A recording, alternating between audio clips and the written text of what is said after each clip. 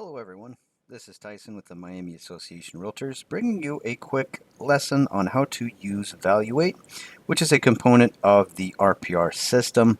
RPR and Valuate, what they allow you to do is to run a check on a property, either a commercial or residential property, where you can either figure out the return on investment if it's a flip or if it's a multifamily, as an example, where you can figure out a cap rate over the course of, for example, 10 years. We're going to go ahead and get started. All right, the first thing that we're going to go ahead and do is run a Valuate specifically on a 9-unit commercial property. Okay, and again, this is going to be a multifamily. It's going to consist of 9 units. It is currently priced at $2,995,000 as the asking price. It is located in Broward County.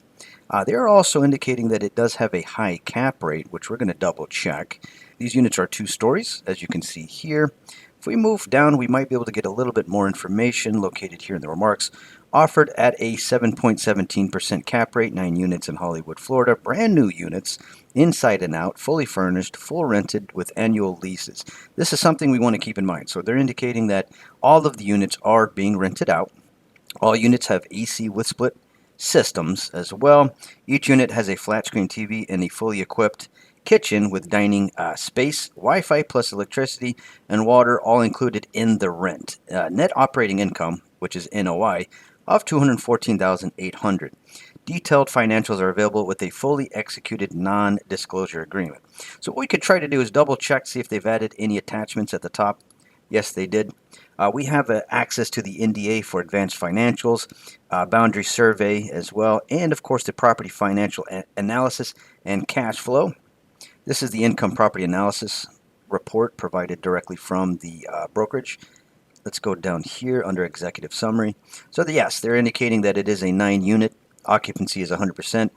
Suggested offer is $2,995,000. The gross scheduled income is $280,000. Again, this is going to be the amount before expenses. You do is you of course take this gross scheduled income, which is the $280,000, subtract that by the $64,968 for expenses, which is going to give you a net operating income of $215,000.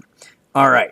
So further down, they're indicating it is at a cap rate of 7.18%. The year built for these units is 1965.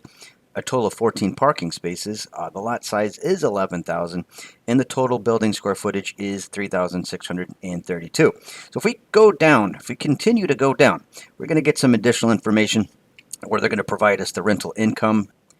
The rental income is at $1,950 a month. The total monthly actuals is $23,334 right there. Total annual $280,008. And then we have the total rental income located right here, showing the same amount.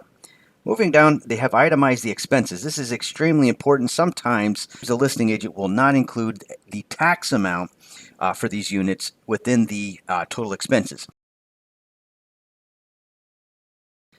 You'll see it right here. They're including the real estate taxes itemized right here, insurance, internet and phone and TV that they're covering for each unit, water and sewer, electric, miscellaneous, management as well, taking in managerial costs to operate the whole, to operate all 9 units.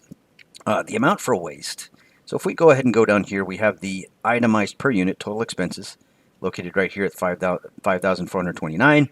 Then we have all of the units together, the total expenses being $65,147. We also have the tenant and unit types located right here. If we keep going down, we also have some additional information at our disposal. All right, we're going to go back into Matrix. And I do want to make sure to mention that if you don't see an attachment where they're giving you all of the gross scheduled income or the expenses, you can of course come down here and double check under the financial information section and then see a little bit more information. So they're indicating right here the gross scheduled income is the $280,800. The gross operating income is the same. Then we have the net operating income with the deduction of all of the expenses at $64,967, bringing us to the net operating income of $214,800 right here. All right, so what we're going to go ahead and do is use these 9 units. We're going to figure out a cap rate. In order to access RPR, once you're in Matrix, you're going to come up here where you see the RPR property report. You're going to give that a click. Boom. So right here, we have the subject property, the 9 units.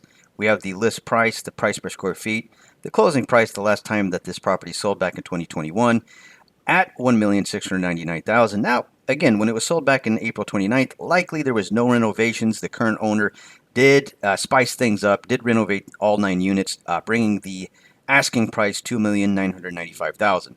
All right, if we move down, we're going to get a little bit more information. So we do have the subtype, income multifamily. We do have the building quality, C. Reason being is that these properties have been around since 1965. Total of 9 units. Days in RPR, total of 143, along with the lot size, as well as the land use per the county, general use, apartment building, overall use, housing and lodging, and number of tenants being 1. All right, so whenever you're in RPR, in order to run a valuation on any property, be it residential or commercial, you're going to come down here, you're going to keep scrolling down, then you're going to see additional resources. From there, you're going to click on Valuate. Once you click on Valuate, you can, of course, view a training. What they're going to do is give you a lot of great information in order to run a valuation. From there, you're going to click on Continue. And as soon as you load straight into Valuate, it's going to ask you to confirm the property type. So this is a multifamily valuation. So we're going to go down here to multifamily, and we're going to just review a couple of different pieces here. So we have the property name, which is the address of all units. So moving down, we have the property name and then the scenario name, which you can update. For example, if you're working with an investor, you can input the investor's information.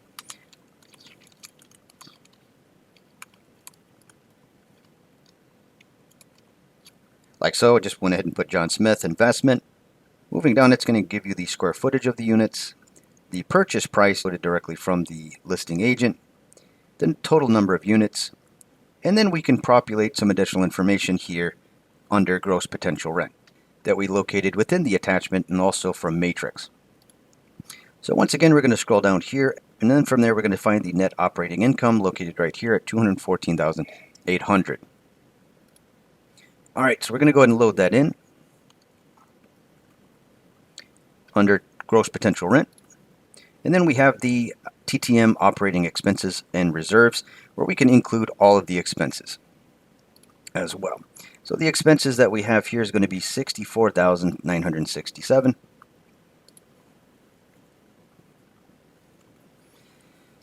And another thing that you do want to consider is the cost in order to, again, manage these properties. They're including that within their total operating expenses at $64,967. But of course, consider a 10% in reserves if you have someone operating these units.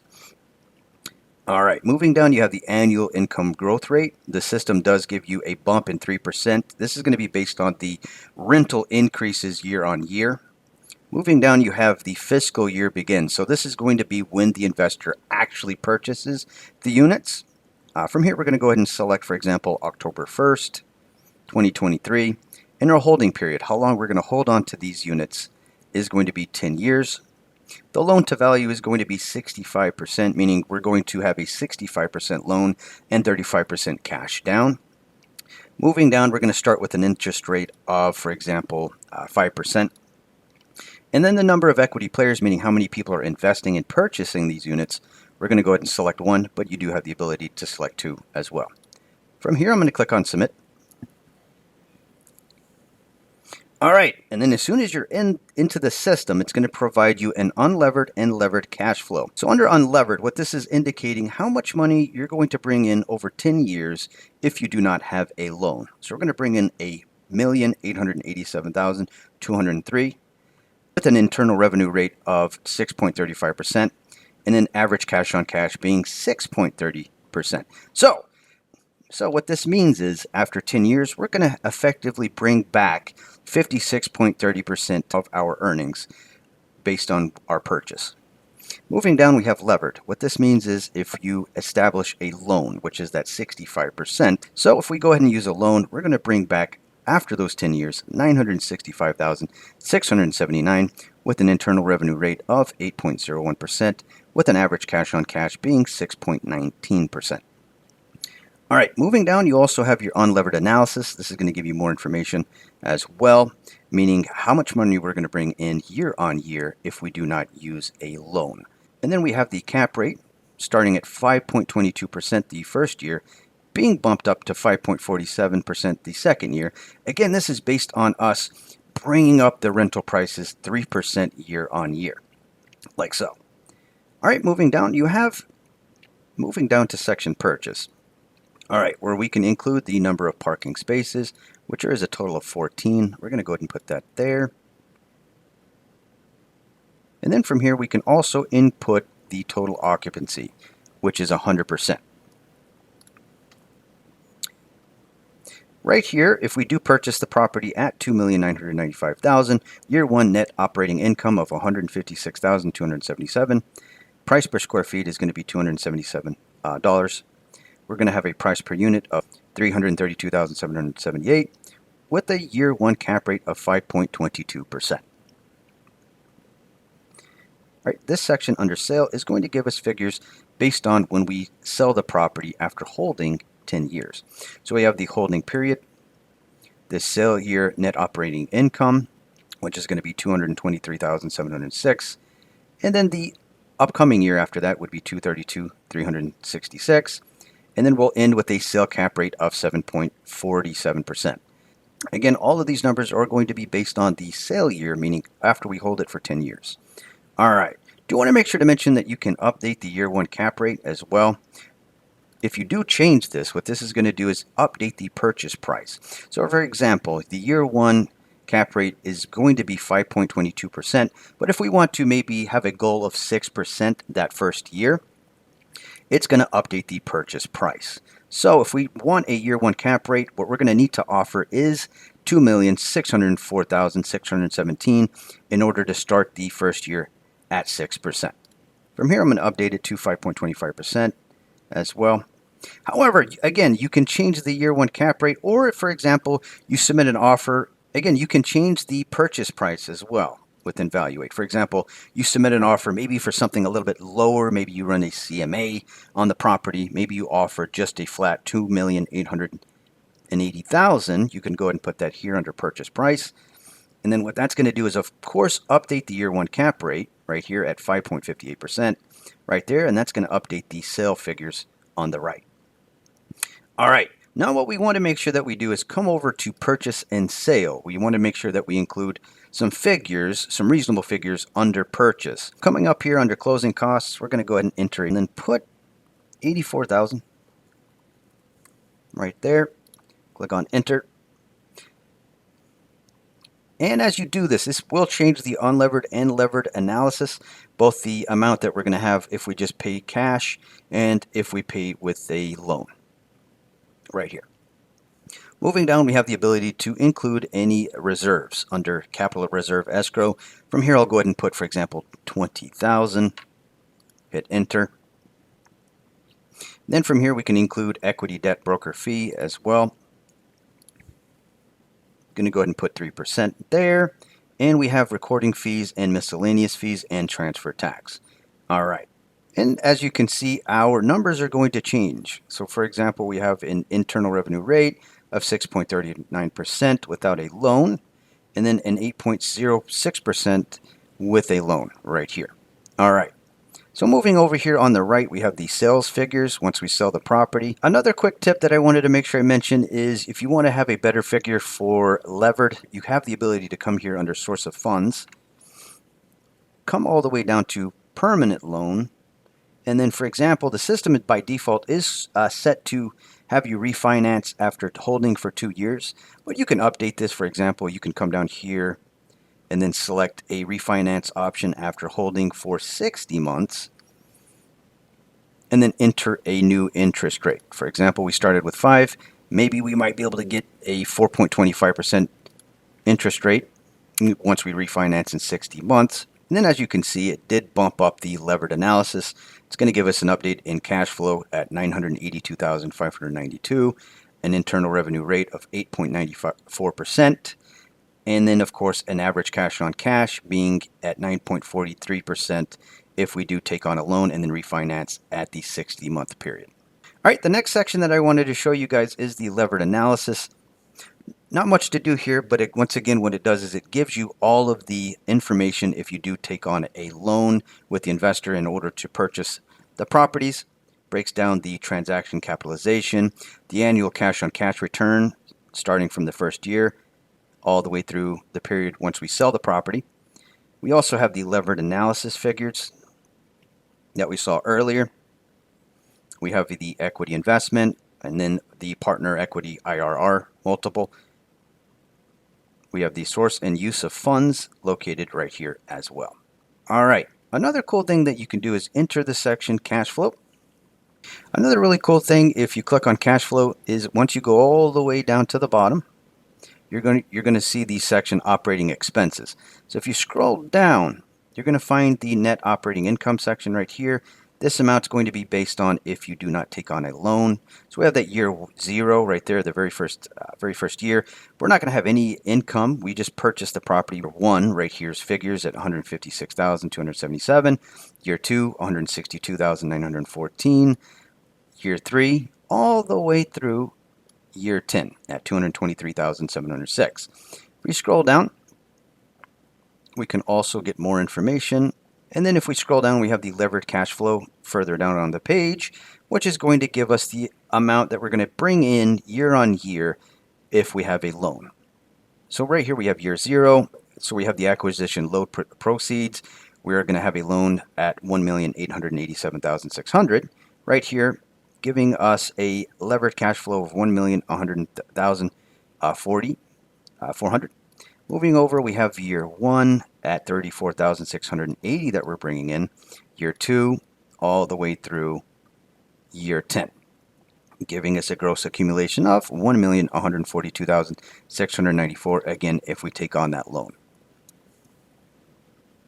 Next section that I wanted to show you guys is rent roll as well. For example, maybe you have some units that are 2 3s, or maybe a couple that are 3 2s, or maybe you have a couple that are studios. You have the ability to enter the total amount of units, include the unit type, any features, square footage, if they're occupied or not, and tenant information, and the date that the lease started and when the lease ends. What this allows you to do is this allows you to keep tabs. This is a great reminder when a lease ends, and that way you can also include the monthly figures that are being brought in itemized. You can also edit in Excel or export to Excel if you would like to download this information. Jumping back to cash flow, you do have the ability to include some additional information. For example, the average monthly rental increase after vacancy, unit renovation. You can enter a percentage and, of course, the amount that you're going to bump up rental prices after renovation right here. Right here you have the renovation details, the start date when you're going to renovate the properties, the duration, how long it may take. Right here, the end date when you should be done with the renovations, and of course the average duration, how long it may take for each unit to be updated. Moving down, you can include any marketing costs, the total downtime of each unit, and the average budget unit as well. All right, moving down, you also have the ability to itemize gross rent deductions as well, loss to lease, vacancy loss residential, rent concessions, credit loss write-off as well. Moving down, you can also include any income that you're going to have. For example, parking right here, any late fees established, termination fees, laundry, other tenant, application fees, other miscellaneous, cable, retail as well. And then this is going to give you, once you update these amounts, it's going to give you how much you're going to bring in a year. So you would itemize these on a monthly basis, and then from here it's going to give you the yearly income on the right. The next section we have is estimated year 1 expenses, where you can include the cost for utilities, payroll expenses, general and administrative, marketing and advertising, contract maintenance, turnover costs, repairs and maintenance, insurance, licenses, permits, other miscellaneous, and then of course real estate taxes, management fees, and replacement reserves as well. If you would like to provide this report directly to an investor, you're going to come up here where you see reports, and then you're going to click on annual cash flow. From here you can review the information that you've generated. Once you've reviewed the information, you can come over here to share, Then from here, there's a couple of different reports that you can generate. You have the levered analysis. Again, that's with a loan, rent roll information that you've established, cash flow, purchase sale, source of funds, annual cash flow, sensitivity analysis, stabilized executive summary, and the renovation time exhibit as well. So for this example, we did enter that we're going to put down 35% cash with a 65% load. So we're going to go ahead and create the levered analysis report and then click on share file. Once you do that, it's going to generate a shareable link that you can provide directly with your investor, which will allow them to access the report. I'm going to show you what that looks like now.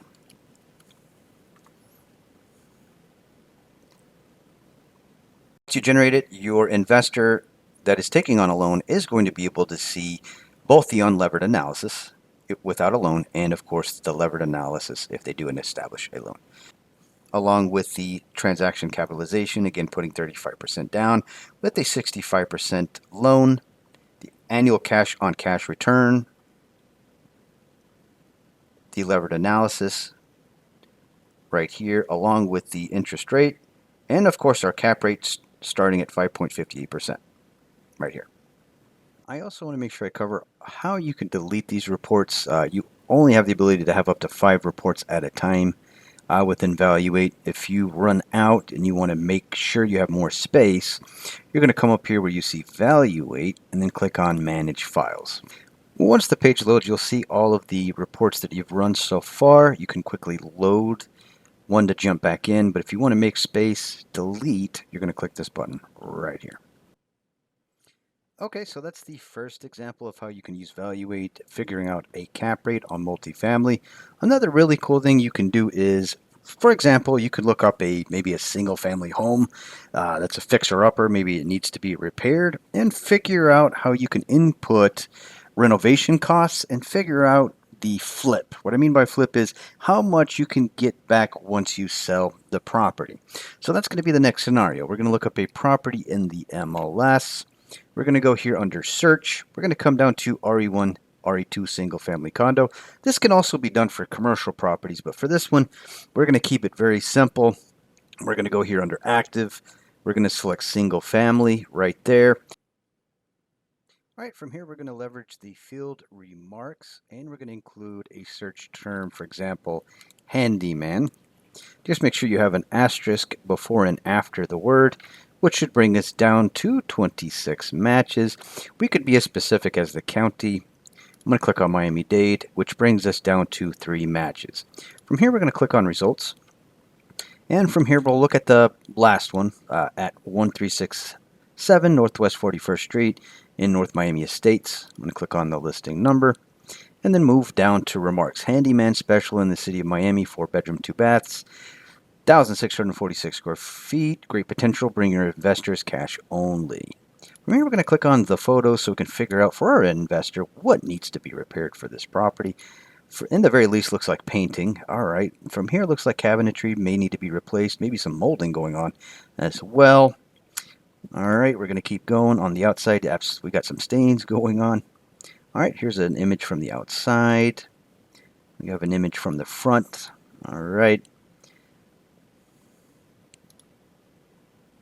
All right, from here what we're going to do is we're going to jump back into RPR.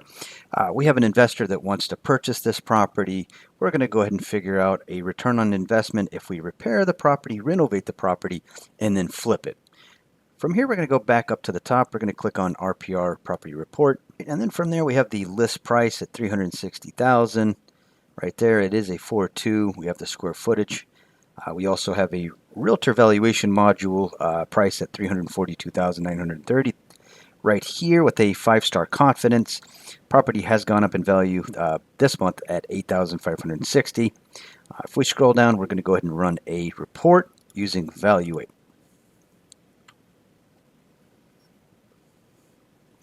All right, so instead of using long-term hold like we did last time, we're going to click on Flip.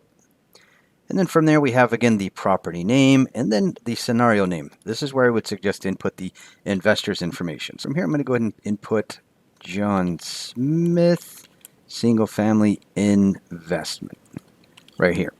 Again, we get that square footage. We have the purchase price. For example, we submit an offer. We can change this purchase price. For example, we reached out to them. We submitted a purchase offer. We were able to bring them down to maybe $340,000. We can enter that amount. Click on enter. And then moving down, we do have full year holding costs. We're not going to hold this property for a year. Our goal is to hold it for 4 months and then flip it. So we're not going to put anything under full year holding costs. We're going to come down here to fiscal year 1 begins. Our investor is going to buy this property in October. We're going to go ahead and put that down. Then from there we have the holding period, how long we're going to hold on to this property until we sell it. So we're going to go ahead and put down, for example, 4 months. We also have the ability to enter, for example, if we want to do that loan to value percentage, a 65% loan, 35% cash. I'm going to leave that there just so we have that number appear with an interest rate of 5%. And then we, of course, have number of equity players. How many people are going to purchase this property? How many investors? We can select 1, 2, or 3. For this example, I'm going to do 1 and then click on submit. And before we do anything, we have if all cash, our profit would be $170,000. Our cash investment return would be 1.50%, profit margin being 33.33%. And if we do it with a loan, profit would be $166,323 at 2.36% and a profit margin of 32.61%. Now, this is based on the property value growth, meaning the home has been greatly renovated, meaning it's gone up 50% in worth. So in this scenario, we did a lot of repairs. We, of course, did some repainting.